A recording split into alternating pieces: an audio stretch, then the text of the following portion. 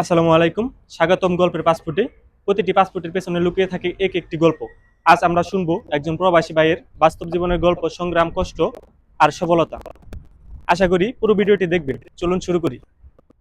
আমি আছি আপনাদের সাথে মোহাম্মদ জুলফিকার তালুকদার। তোর নাম কি? কোন জেলা থেকে আসছিস আর কত বছর আমার ধরে নাম সৌদি আরবে? জাহিদ হাসান। আমার জেলা ব্রাহ্মণবাড়িয়া। আর আসছি 4 বছর হয়েছে প্রায়। আচ্ছা, সৌদি আরবে আসার সবচেয়ে বড় কারণটা কি ছিল? মানে কিসের জন্য সৌদি আরবে আইলি? এই মাথায় প্ল্যানটা আইলো কেন? প্ল্যানটা আইলো বলতে পড়াশোনা করি নাই দেশে, থাকি বাকি করব। দেশে যে পরিস্থিতি, এখন কি আহ, মনে হয় না যে পড়াশোনা না করে ভুল হয়েছে? এটা তো অবশ্যই নিজের বিবেকে এখন বাধা দিতেছে, কি করলাম জীবনে, পড়াশোনা বাদ দিয়ে সেরে। তো এখানে একটা শিকার বিষয় হচ্ছে আমরা কখনো সাধ্য থাকতে পড়াশোনা ছাড়বো না, ঠিক আছে? এরপরে আচ্ছা, যাই হোক, যেদিন সৌদি আরব আইলি প্রথম দিনটায় অনুভূতিটা কেমন ছিল না এটা আসার তো পরে? ভাষায় প্রকাশ করার মতো না। এক তো পরিবারের মায়া ত্যাগ করা যায় না। হুম, দ্বিতীয়ত আয়সা পরে আপনারা যার যার সাথে আমরা কাজ করি, এক এক এক এক জেলার এক এক লোক থাকে। সবার সাথে মিলামিশাটা প্রথম দিনে হয় না, আস্তে আস্তে শুরু হয়। তো এ মানুষের সাথে সবকিছু নিয়ে সেটা দেখে গেছি কি খুব টাফ হয়ে যায় চলাফেরাটা প্রথম দিক দিয়ে। বহুত মনের ভিতরে মুখে দা আপনার প্রকাশ দেখা করার গেছে মতো প্রকাশ হয়েছে। করার মতো না, অথচ ভিতর ঝুলে যায়। হুম। আচ্ছা, প্রথমে আসার পরে যে প্রথমে চাকরি পাইছিলি অথবা যে কাজটা করছস, তার বেতনটা কেমনে ছিল? প্রথম এসে যে কাজ করছি এটা তো দেখে গেছি একজন বাঙালি ভাইয়ের সাথে কাজ করছি। তা এরকম কন্ট্যাক্ট ছিল যে প্রত্যেক মাসে 1200 টাকা দিব। তবু উনি আকামা লাগাইব না, আকামা আমার। তা 1200 রিয়ালে আকামা কেমনে? কি করা, প্রথম আসছি, প্রথম তো কাজ দরকার। হুম। তারপরে আস্তে আস্তে সিচুয়েশনে যেদিকে নিয়ে যায় সেদিকে হাঁটতে হয়। তার জন্য দেখছে ওই কাজে নিয়োগ দেওয়া হয়েছে। আচ্ছা, এখানে আসার পরে এতদিন ধরে আসছস, তারপরে সবচেয়ে কঠিন সময়টা মানে কষ্টের সময়টা কোন সময় পারিস? কোন সময় গেছে? মানে কাজ থাকাকালীন অথবা কাজ না থাকাকালীন অথবা খাবার না পায় না কেমনে, কিভাবে? সবচেয়ে কষ্ট সময় বলতে এই যে প্রথম যে সময়টা, 10টা দিন যে আমার বাঙালি ভাইয়ের সাথে কাজ করেছে, ওই সময়টি এক তো পরিবারের মায়া ত্যাগ করাটা বহুত মুশকিল হয়ে যায়। আর দ্বিতীয়ত আহ, আমি আসার পরে আমার বাবার সাথে ভাইয়ের সাথে একসাথে খানা খাইছি।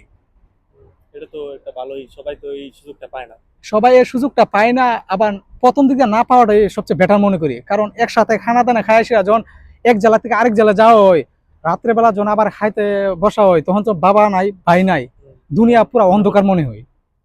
বিষয়টি হচ্ছে এরকম। এখানে এসে এখন সবচেয়ে মিস করা হয় কারণ মানে ফ্যামিলি অথবা অবশ্যই বাবা যেহেতু ছিল, বাবার এতটা মিস করি নাই, একসাথে ছিলাম। কিন্তু মারে একটু বেশি মিস করেছি, কারণ ছোট থেকে বড় মার সাথে হয়েছি। বাবা সবাই তো। ফ্যামিলির লাইফ ধরছে, আমাদের লাইফ সেটেল করে দেওয়ার জন্য সারা জীবন বিদেশ কাটিয়ে দিছে। কিন্তু মার সাথে সারা জীবন মেলামেশা যতটুকু বড় করছে। হয়েছে এতটুকু একসাথে চলাফেরা হয়েছে। আচ্ছা, সৌদি আরবে আসার পরে মনে হয়েছে বড় শিক্ষাটা কি? মানে কি শিখছস আসার পরে? মানে এটা আছে না অভিজ্ঞতা হয় অথবা জীবনের অনেক কিছু শেখা হয় সৌদি আরব আইসা, মানে ফ্যামিলি ছাড়া বাইরে যাওয়ার পরে দুনিয়াটা কেমন? দুনিয়া কেমন বলতে, এখানে তো এক এক জেলায় এক এক লোক থাকে। সবার সাথে চলাফেরাটা প্রথম দিকে অনেক টাফ হয়ে যায়, এক এক ধরনের মন মানসিকতা এক এক রকম থাকে। এক এক তো মানুষের মন মানসিকতা এক এক এক এক রকম। রকম থাকে।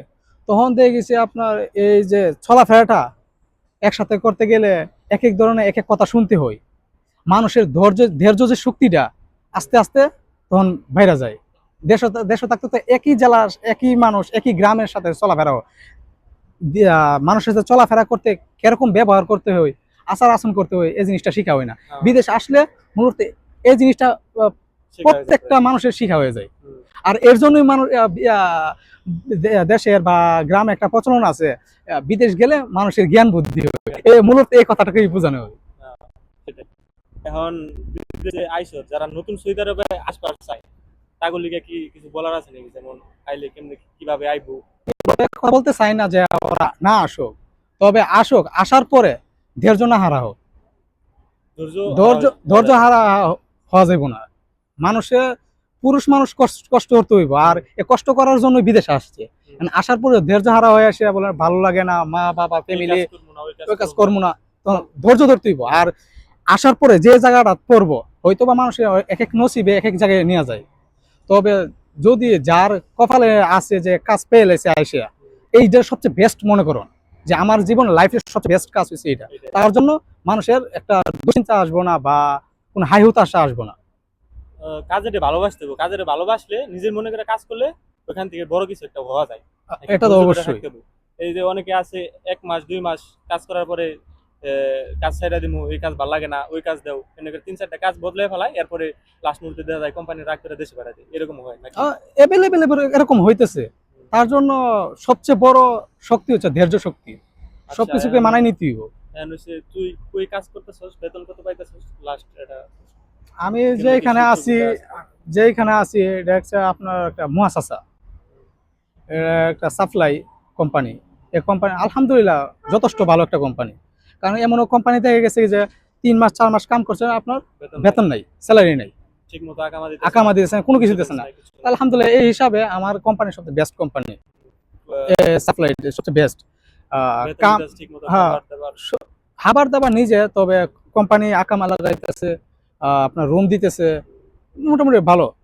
আর যে কামরা, এটা হচ্ছে আপনার এক এক জায়গায় এক এক কন্ট্যাক্ট রাখা হয়, কফি শপে, বড় বড় সুপার মার্কেটে, তুই এখন কোন অনেক জায়গায়? কিছু। আমি এখন যে যে জায়গায় super market, Carrefour super market, Saudi আরবের মধ্যে মোটামুটি বেতন ভালো হয়। মোটামুটি বেতন বেতন 900 টাকা, তবে ও আছে না কিছু, বাংলাদেশে কত করে দেয়? প্রায় 29,000-এর উপরে। দিয়ে গেছি কি আপনার হায়া দেশেরা থাকে 700-800 টাকা এরকম থাকে। আর কিছু টিপস পাওয়া যায়, তো টলি বইয়ে কাজ করলে দেখেছি কিছু টিপস পাওয়া যায়। এভাবে দেখেছি হানা হর্ষ, আর কিছু বললে দেখেছি হয়ে যায় হানা হর্ষটা। আচ্ছা, ঠিক আছে। সো গাইস, আজকে এই পর্যন্তই। আলহামদুলিল্লাহ, আজকের গল্প থেকে আমরা মোটামুটি কিছু শিখলাম। আল্লাহ আমাদের সকল প্রবাসী ভাইদের হালাল রিজিক দান করুক এবং তাদের পরিবারকে ভালো রাখুক। ভিডিওটি ভালো লাগলে লাইক, কমেন্ট, শেয়ার করবেন এবং আমাদের চ্যানেল গল্পের পাসপোর্ট সাবস্ক্রাইব করে পাশেই থাকবেন। ধন্যবাদ।